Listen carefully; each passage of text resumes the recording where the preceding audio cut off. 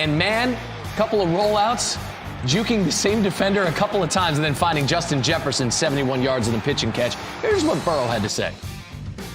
It was all improvised. Justin ran a 6-yard hitch route and saw me scrambling and just took off deep. And, you know, we got a great feel for each other. I knew exactly where he was going to be when I got out of there. Why? Because Joe Burrow's football. Joe Burrow is football. He is. Best fake outs.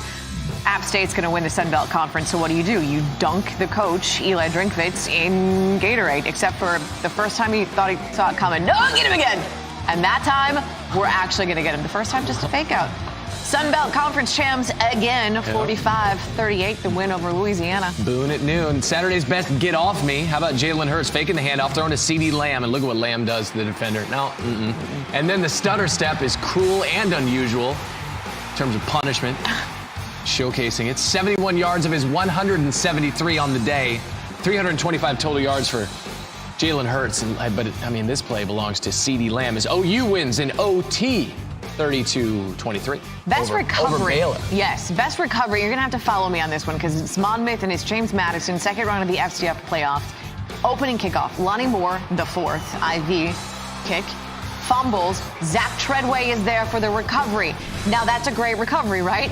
Except for this is an even better recovery. Pete Guerrero takes the carry, 93 yards for the touchdown. So it is fumble, recovery in a touchdown kind of way. James Madison won 66-21. They're going to take on UNI Friday night. In the next round, that's on ESPN 2. All right, let's get to the ACC championship game, and this has been all Clemson for 4 straight years coming in. Clemson's looking to win its 5th straight ACC title. They've won their last 6 games by 35 points or more. That seems like a lot. Taking on Virginia, and congrats to the Hoos for making it this far. There's Trevor Lawrence scrambling, finding T. Higgins. Look at this grab from Higgins. Look at that. He's pointing. He's telling the referee, like, sir or madam, my foot is there. The divot I made is right there as well. The receiving numbers for Higgins, glad you asked, 182 yards. That's an ACC championship game record. 3 touchdowns on top of that, 3 receiving touchdowns. Clemson wins, pulling away. 62-17 is your final. 45-point win, the 3rd largest in championship game history. That's not just ACC, that's championship games. And that 45-point win means the Tigers have now outscored their opponents by 467 points this season. They're just the 4th ACC team to do that by 400 or more in a season in conference history. Fun fact, the other 3 teams, you can take this with you throughout the day, sprinkle it around. The other 3 teams to do it have gone on to win the national championship the same year. I'm going to make the argument that this was the best championship game of the weekend. Big 12 title game, Oklahoma and Baylor. We'll pick it up late third. It's tied at 13, 3rd and 6 for Oklahoma on the 18-yard line. And this is where you're going to see Jalen Hurts. Luckily, that thing didn't crash, by the way. Jalen Hurts is going to get a hold of Nick Basquin. Back shoulder, thing of beauty, touchdown. So Oklahoma out front, 20-13. We go to the 4th. It's 23-13, 10 minutes to play. Baylor starting quarterback Charlie Brewer left the game in the 2nd, head injury. Gary Bohannon holds, passing for all of -2 in the 3rd. So you get Matt Rule going with Jacob Zeno, who wasn't even on the depth chart. 2nd and 16 from the 19, first pass attempt of his career.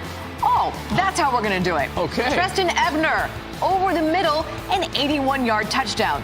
It's 23-20. Baylor's within 3. The defense then came up big with the stop. So Baylor's going to get the ball back with about 5:45 to play. Zeno's 2nd pass attempt, 1st and 15 from his own 5.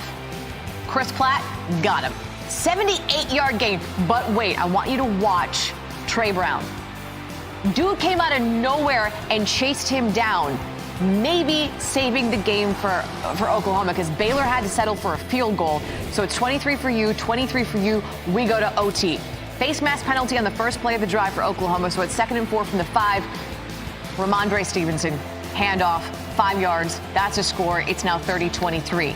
Next possession for Zeno Baylor. It was a dream the first couple times out. Now it's 4th and 20. There's pressure, and that's going to fall incomplete. And Oklahoma wins it in overtime, 30-23. It's the Big 12 title. The Sooners are 12-1. That should put them in the college football playoff, right? There's a narrative out there that the SEC is a different animal, but the Big 12 is tough.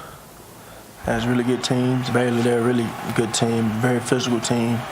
I got a lot of respect for them. So we're going to enjoy it, how crazy it is. If I would have ever thought as a true freshman starting for Coach Saban, winning the SEC championship, going to a national championship, that I would be a Big 12 championship, be a Big 12 champion with the Oklahoma Sooners in 3 years, I thought he was lying too. Could we make his career into a movie? I think yes. we could. Yeah, let's greenlight Here, that by now. the way, is the updated all-state playoff predictor. LSU, Ohio State, and Clemson are what you call locks. I mean, 97% chance that they're in. Oklahoma's overtime win over Baylor gives them a 55% chance of being the fourth team. Like, the only other team even remotely in the conversation is Georgia. But after the loss to LSU, and it's their second loss of the season, by the way, they're down at 28%. All right, with that, we welcome in our college football playoff reporter, Heather Dinich, joining us live on SportsCenter AM from Grapevine, Texas, covering that playoff selection committee. And Heather, the field seems to be set. We just ran through the numbers. We feel confident about the 4 that we have, but the seeding could be interesting. Who will be number 1?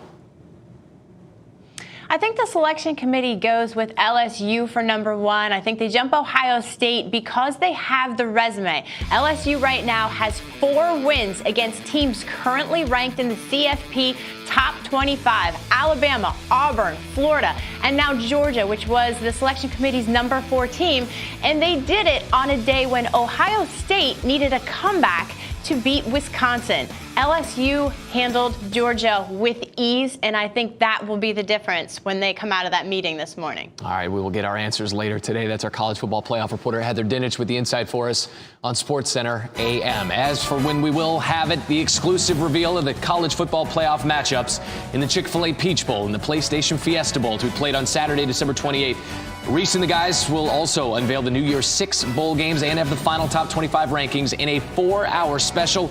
It starts at noon Eastern, 9 a.m. Pacific on ESPN and the ESPN app. Now to the NBA, Rockets and Suns, and your reminder that Russell Westbrook is a triple-double machine. In this game, 24 points, 14 rebounds, 11 assists. So he's the 4th player in NBA history with 40 triple-doubles after turning 30 years old. Reminder, Westbrook just turned 31 in November. So pretty solid game there. We'll see more from him later. But first, we got to get to the chippiness. Second quarter, Suns down 8. Dario Saric to Devin Booker. Booker nailing that 3. He had 35 points, 5 assists, and a side of the aforementioned chippiness. Fourth quarter, Rockets up 5. James Harden steals that one from Ty Jerome, fouled by Booker. Let's just calmly, rationally discuss this over some tea and crumpets, shall we? Okay. Technicals for everyone. You get a technical, and you get a technical. It was like Oprah was there, handing out a few of her favorite things. Sure. Right? 1 minute later, Rockets up 5. Harden 3 over Kelly Oubre Jr. You would. 34.6 rebounds. Rockets up 8. Westbrook says he is still adjusting to his new team. If the adjustment's going like this, I think the Rockets are going to be just fine. 115-109. The Rockets win. You heard Nicole mention